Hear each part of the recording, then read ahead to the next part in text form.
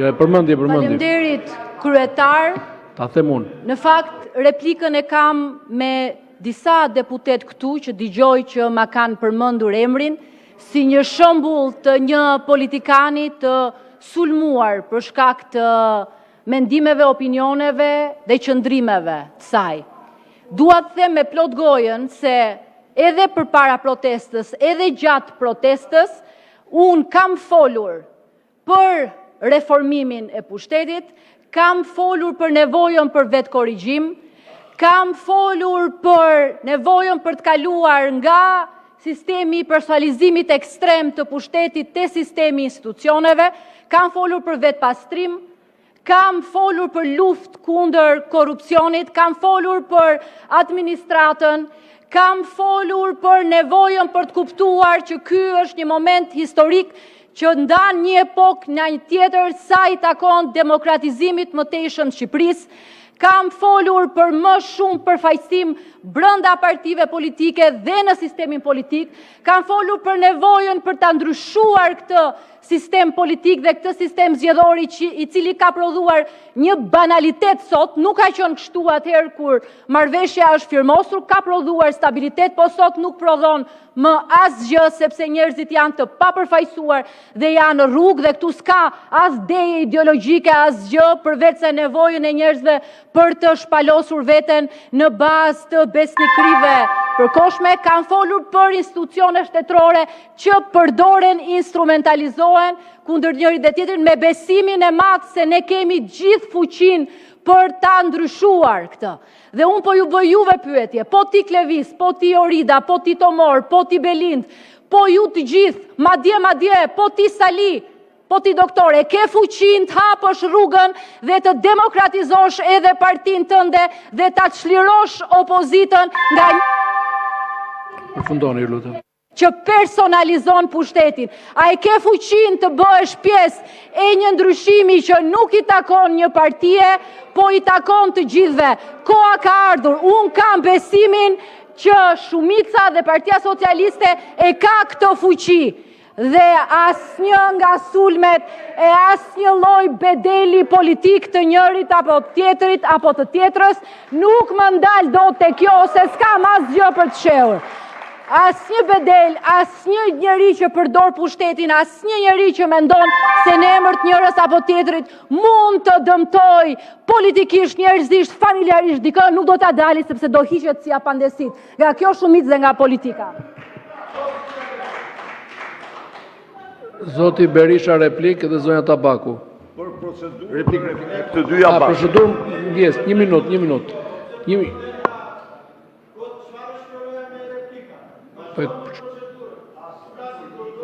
Po thoni mos ja japin fjalën zot Berisha.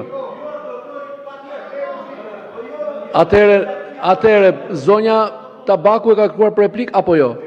Po. Zoti Berisha procedurë pasi të mbarojmë replik. Po çfarë po kundërshtoni se kuptoj ja dash për replik. Po le të flas pra. Se thot për procedurë. Urdhroni për replik. Eliza Plumbesha në botën e çuditërave nuk meriton asnjë përgjigje. Kjo është replika ime ndaj saj. Kurse sot problemi më madhor është barbaria që është ushtruar ndaj protestuesve. Një iri gjendet po lufton për jetë në urgjencën e spitalit, i kanë thyer brit dhe shkaktuar pneumotoraks, i kanë krijuar, ja kanë dëmtuar kafkën dhe kanë futur në komë cerebrale, ndërkohë që këtu herojtë e vërtet shpallën terrorist. Nuk ka seancë më të padenjë se kjo seancë në historinë e këtij parlamenti. Edhe njerë ky parlament ka vetëm një rrugë të shkri veten e vet, mbasi në mënyrë absolute nuk përfaqësoni vullnetin e qytetarëve. Kjo është e gjithë replika ime ndaj plumbeshës në botën e çuditërave. Mos përdorni epitete, zoti Berisha. Jo, para se të fillojmë me një minutë, para se të fillojmë me procedurën, të përfundojmë me replikat. Zonja Tabaku. Mua më vjen mirë që zonja Spiropali më shumë ka zbritur më në fund me këmbë në tokë dhe e kupton që ato gjëra që ne kemi kërkuar në politikë për 12 vite po i kërkoni dhe jo. Më në fund po e kërkoni që duhet patjetër të luftojmë korrupsionin, të heqim ato që abuzojnë me pushtetin, të heqim ato që vjedhin. Jam shumë dakord me ju, zonja Spiropali. I bashkojmë betejës tuaj duke qenë se më në fund e kuptuat kush është e keqja e këtij vendi. E keqja e këtij vendi fatkeqësisht kanë qenë ato ligjet me porosi që kur ke qenë kryetare e kuvendit i ke futur në kalendar. Ato ligjet me porosi për cilat sot i kërkon Komisioni Evropian e Bashkimi Evropian. Kam qenë njëkohësisht kundër edhe reformës zgjedhore të miratuar në këtë parlament. Ju si votuat? Hapim listat për hapim listat, dil dhe kandido dhe i hapim listat. Por të bijem të gjithë dakord që e keqja e këtij vendi është Partia Socialiste. Të bijem të gjithë dakord që sot majoranca i ka shkaktuar vendit dëmin më të madh. Të bijem gjithë dakord që sot jemi në një ngërç prej abuzimit me pushtetin. I bashkohemi betejës tuaj sepse më në fund e keni kuptuar që ky parlament nuk përfaqëson qytetarët.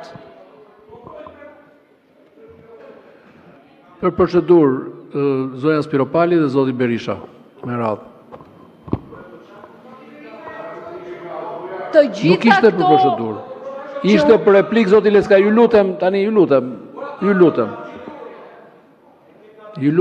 Ka radhë, ka dhe balancë ndërmjet grupeve. Ju lutem mos ndryni, prisni të dy vi radha. Të gjitha këto janë thënë edhe janë stërthënë. Dhe ajo që duhet thuhet tani, dhe nuk do ta personalizoj, po të them nuk janë ligjet problemi, nuk janë mënyra se si ne interpretojmë sistemin, por është mungesa e guximit problemi kryesor i cili sjell edhe pasojat tjera. Mungesa e guximit civil, mungesa e guximit politik, integriteti për të qëndruar atëherë kur mendon se gjërat duhet ndryshoj, dhe jo sepse je në opozitë dhe duhet patjetër të nxish kundërshtarin me çdo kusht dhe me çdo çmim, por sepse ke guximin së pari të bësh analizën e shtëpisë ku je.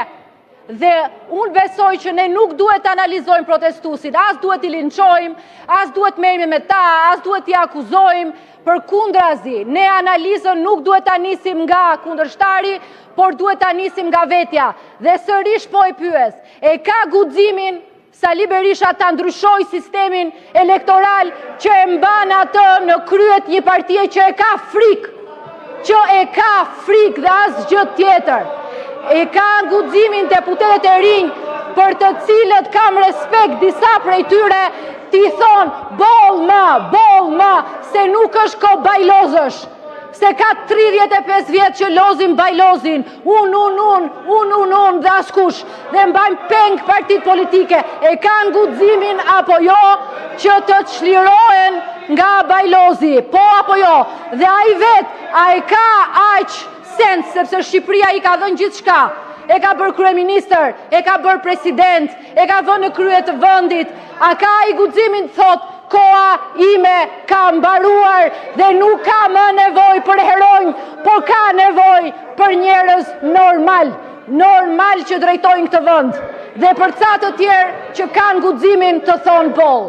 Kaq, e ke apo se ke guximin flamur, se këtu bën trimin foltore, e ke guximin të kuptosh kur koha ka ndryshuar dhe nuk fal askënd. Zoti Berisha, për procedurë. Për procedurë. Edhe replik, po. Jo, do të dali aty.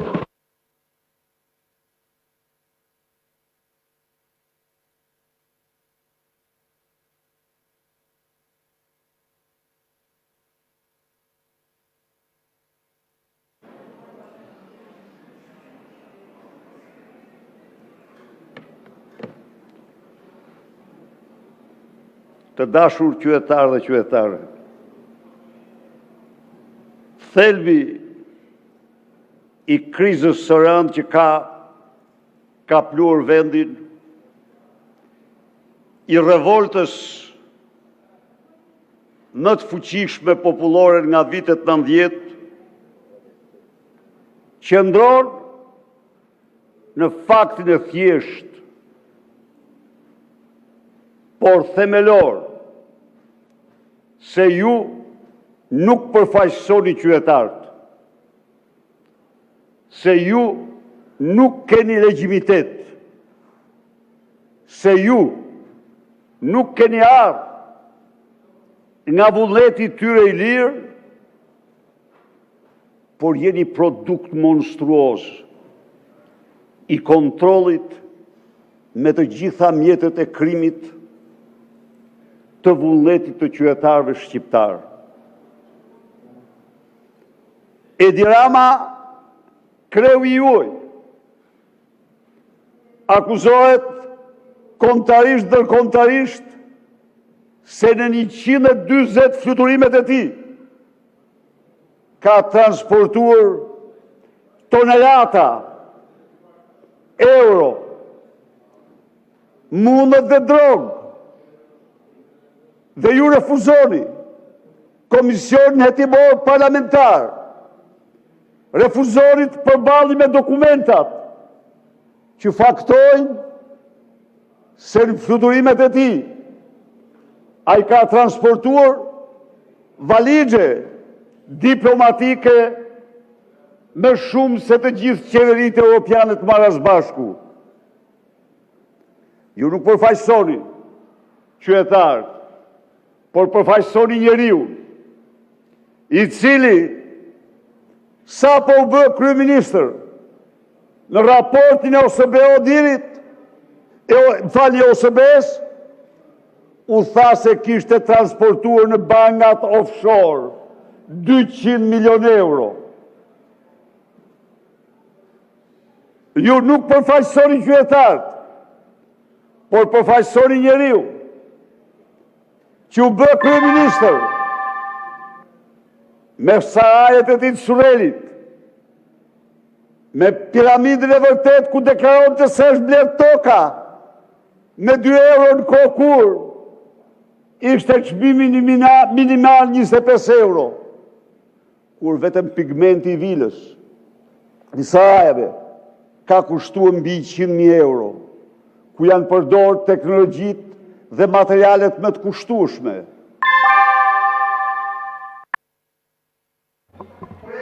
Përfundoni, lutem. 8.500 metër katror. Ju nuk përfaqësoni qytetar, përfaqësoni njeriu që në martesë mori një pallat 5 katësh. Në pajt pas një faturë tatimore doganore çfarë do lloj. Dhe që kur institucioni i LDKP-s nisi hetimin në mënyrë antikushtetuese shkarkoi atë.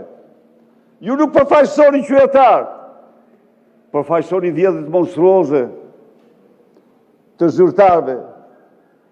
Përfaqësoni vendimet e tij për t'i dhënë vllaut të vet 38.000 metër katror, për t'i dhënë Karlës së tij mes Tiranës 4.500 metër. Ju nuk përfaqësoni qytetarët, përfaqësoni vjedhjet e tij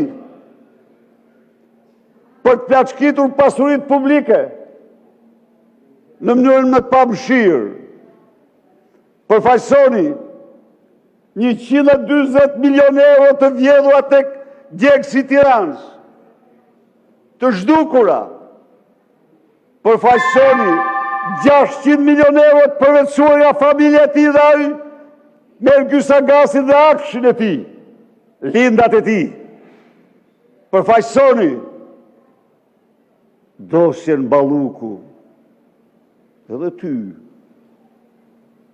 Plumbesh, ty nuk të hangri parimësia, po ty të hangri lubia, se ishte me fortë se ty. Plumbesh, je sinqert me veten tënde, se unë dhash një paralemrim kur na erdhe e veshur si nuse këtu. Para se kujtove se ishte ditën e fundit, harrove se ajo do bëjë dita e fundit e jotja, po vazhdo. Përfundoj koha. Përfundoj koha, zoti Berisha.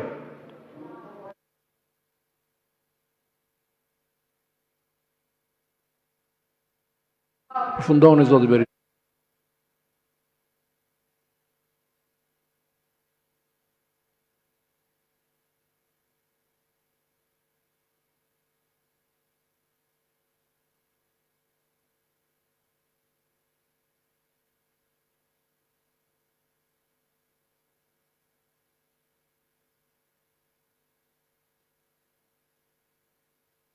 Përfundoni zoti Berisha. Shkëlqim kulturore, trashëgimin natyrore të shqiptarëve.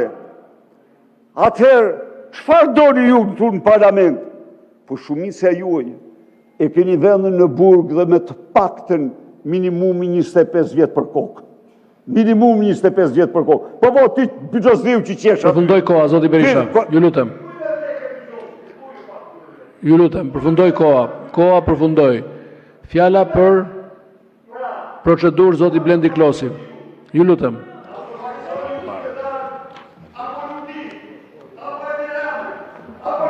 Zoti Berisha mbaroj koha, ju lutem.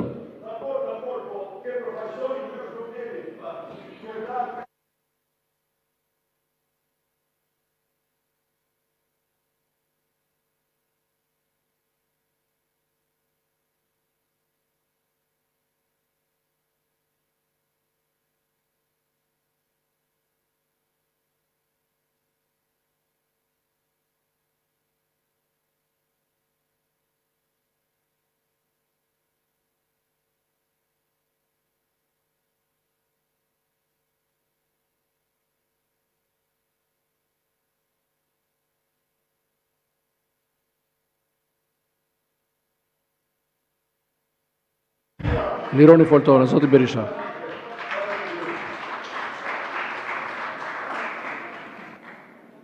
Zoti Klosi, procedurë. Nga ora 9, plot 4 ore gjys, kemi së bashku që vazhdojmë një bisedë që vështirë është i vësh një emër. Po qartazi kuptohet arsyeja pse e keni gjithë të zellë për të folur pa fund për asgjë të vërtet. Qartasi e keni arsyen se pse kërkoni të zgjasi pa fund siç e bët seancën e kaluar. Sot në këtë parlament duhet të raportojnë organet e drejtësisë 3, ata cilët me votën e mazhorancës, me mbështetjen e mazhorancës, janë këtu për gjykuar të gjithë ata që kanë shkelur ligjin, pa asnjë mbrojtje politike. Por ju e keni qartë pse jeni këtu dhe e zgjasni këtë bisedë, sepse drama më e madhe e lidhur me protestat po doni është 21 janari. Edhe në fakt